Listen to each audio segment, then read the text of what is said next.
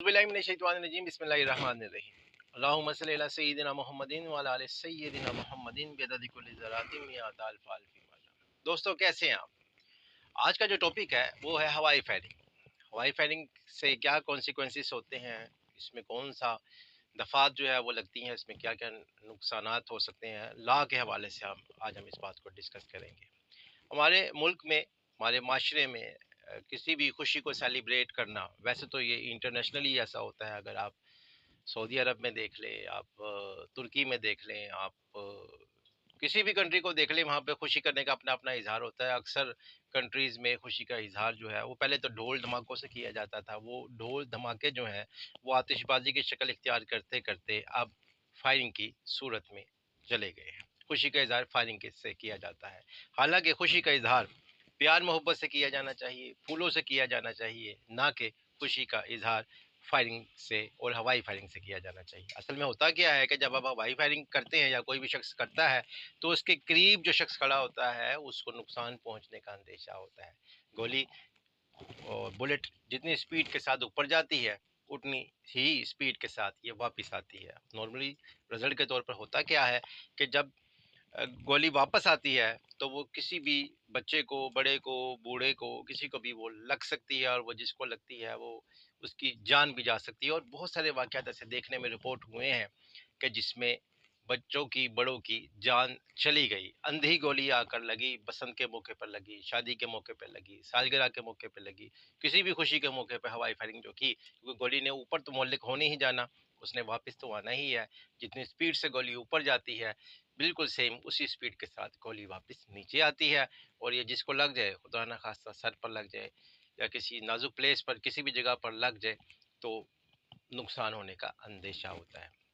ऐसी सूरत हाल में पहले तो आपको चाहिए तो यही कि आप अपनी खुशी का इजहार फूलों से, चाहत से, मोहब्बत से करें, ना कि हवाई फायरिंग के साथ करें। अगर आप हवाई फायरिंग का साथ लेते हैं तो फिर आपको 7 साल तक की कैद हो सकती है। जो जो हमारा पंजाब आर्म्स ऑर्डिनेंस है 1965 का, इसका सेक्शन 8 भी यही कहता है कि आप जो भी इस किस्म का अमल करते हैं, अगर वो अगेंस्ट द लॉ है, अगेंस्ट द जो आपने लाइसेंस लिया है उसके रूल्स के अगेंस्ट है, और या जो भी मुल्की कानून या जो भी नाफिजुल अमल कानून है, इसके अगेंस्ट अगर आप करते हैं तो आपको पाबंद सलासल किया जाएगा।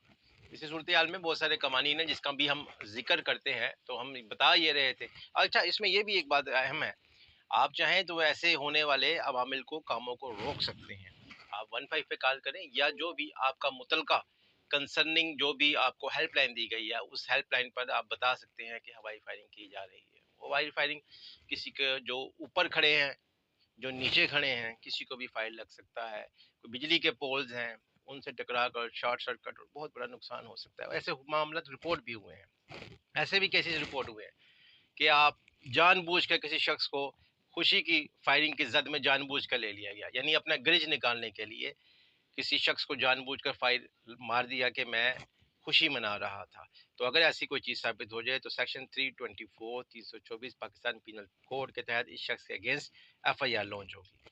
अगर आप जो इसमें जो हमारे कवानीन है, इसमें जो आर्म्स ऑर्डिनेंस 1965 है, इसके कानून के तहत 324 का भी मैंने जिक्र कर दिया। इसके अलावा 337H2, इसके तहत भी आपके अगेंस्ट FIR दर्ज हो सकती है कि आपने इंतहाई गफलत और लापरवाही का मुजाहरा किया है। अलावा नहीं, आपके अगेंस्ट सेक्शन 144 CRPC कि आपके पास एक ऐसा आतशी असला था और आप एक खिलाफ कानून मजमे का हिस्सा थे, वहाँ पे आपने इस ऐसे ये जो एक्सप्लोजन था इसको आपने इस्तेमाल किया। इसमें आपको 2 साल तक की कैद हो सकती है, जुर्माना हो सकता है, कैद और जुर्माना दोनों हो सकते हैं। सेक्शन 286 286 PPC के तहत भी आपके अगेंस्ट कार्रवाई हो सकती है। ये जितनी भी कार्रवाइयाँ हैं, अगर आपका असला नाजायज़ है तो फिर और सेक्शन इस पर लगेंगे। ये लिहाजा जितने भी ये सेक्शन है, ये दफात हैं, ये अकॉर्डिंग टू द सिचुएशन लगते हैं।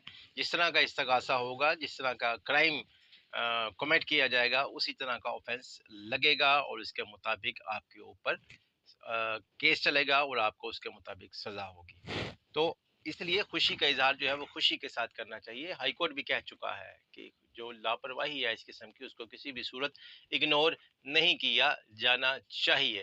अदालत ने वाजिया किया है कि हर माशरे में इस किस्म की जो इजाज़त है वो नहीं दी जा सकती। ऐसी इजाज़त दिए जाना माशरे को کسی غیر متعلقہ اشخاص کے حوالے کیے جانے کے مترادف ہے، لہذا خوشی میں فائرنگ جو ہے وہ اس قسم کی معاملات نہیں کیے جانے چاہیے۔ سو دوستو، یہ تھا میرا آج کا ٹاپک کہ اگر آپ ہوائی فائرنگ کرتے ہیں تو سیدھا آپ کو جیل جانا پڑے گا، چاہے وہ آپ خوشی میں کریں یا کسی بھی چیز کا اظہار کریں، دوسرے کو اگر نقصان پہنچتا ہے، کیونکہ آپ ایک ریاست کے تابع ہیں، ریاست نے جو قوانین بنائے ہیں اس قانون کے تحت آپ کے اگینسٹ کارروائی ہوگی۔ اب بلکہ شادیوں میں جو میرج ایکٹ ہے اس کے اندر بھی اس سیکشن کو ایڈ کر دیا گیا ہے کہ ہوائی فائرنگ کرنے پر باقاعدہ طور پر آپ کے against F I R launch ہوگی۔